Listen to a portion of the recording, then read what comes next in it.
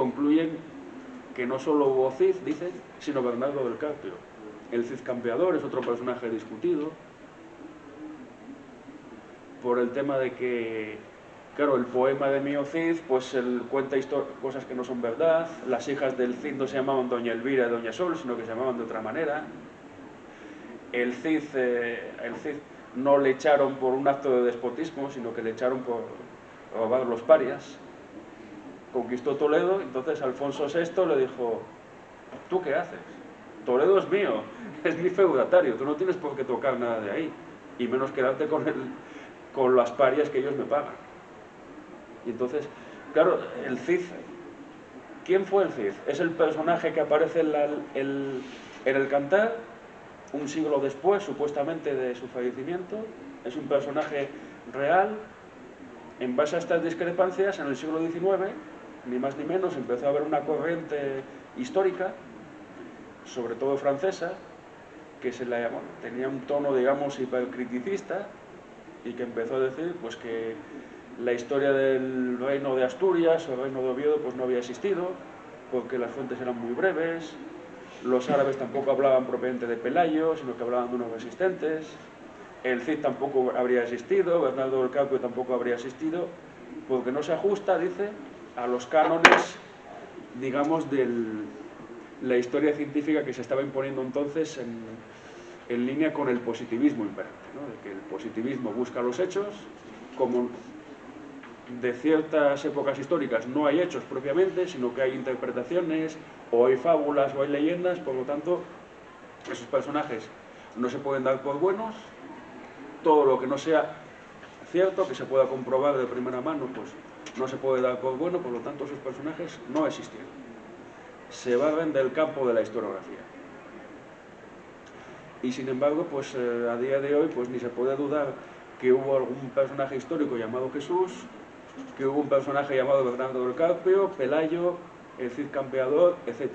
Otra cosa es que sean como nos los cuentan, digamos, en esos relatos fabulados, en esos cantares de gesta, etc. La cuestión está, ¿qué tiene que hacer un historiador, digamos, a la hora de escribir la historia, a la hora de hacer literatura, diríamos, en un sentido adjetivo? ¿Cómo debe tomar esas fuentes? Porque son fuentes, claro. ¿Cómo se puede historiar una etapa, pues yo qué sé, pues como la de los hititas, donde casi no hay fuentes históricas? Claro, decía Bueno que realmente en el campo de la historiografía los conceptos, los términos historiográficos, pues son no solo los relatos, sino también las reliquias, y entendidas reliquias como vestigios o restos de una época, que, ojo, tampoco son hechos como tales. Es decir, un relato histórico, pues yo que sé, la donación de Constantino, que es un ejemplo paradigmático, tampoco es un hecho como tal. Es un documento que luego resultó ser falso, como demostró Lorenzo Vara en el siglo XV, y sobre el cual se basó toda una tradición histórica en la que el Papa era el heredero ni más ni menos que del emperador romano, claro, el Pontifex Maximus. Otros muchos documentos también son dados como falsos.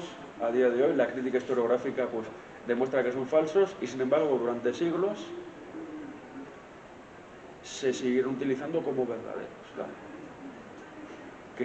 ¿Qué es lo que pasa ahí?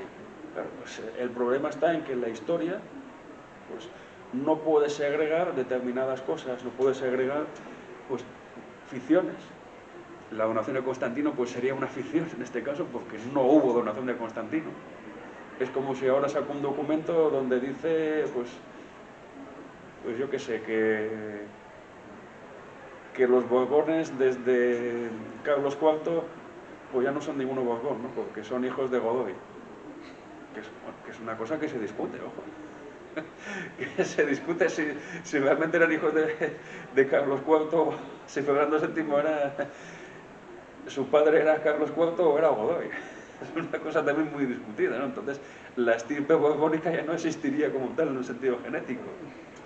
Y claro, son cuestiones que un historiador no puede soslayar, claro. ¿Qué es lo que sucede aquí? Pues que la historiografía pues tiene un campo, pero ese campo es común a otras disciplinas. Hay una ligazón o involucración que hemos comentado nosotros también en un artículo de la revista, entre disciplinas científicas, no científicas, tecnológicas. La historiografía comparte campo, en cierto modo, con lo que es el relato ficticio. Muchos personajes históricos, si retiramos todos los componentes ficticios, pasarían a ser personajes de cuarta, quinta, sexta o enésima fila.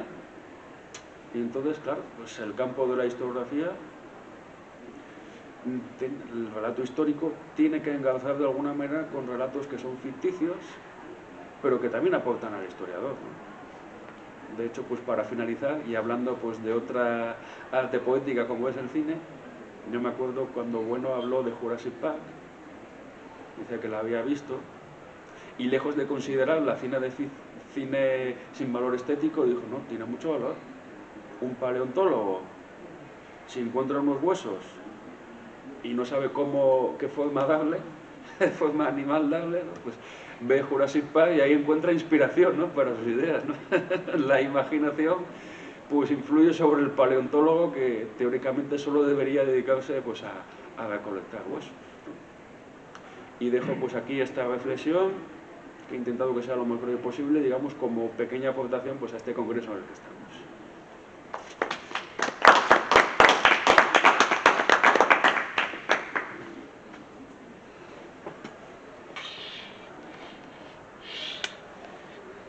Un par de cosas. Sobre Quito curso, hay desde hace algunos años ya un consenso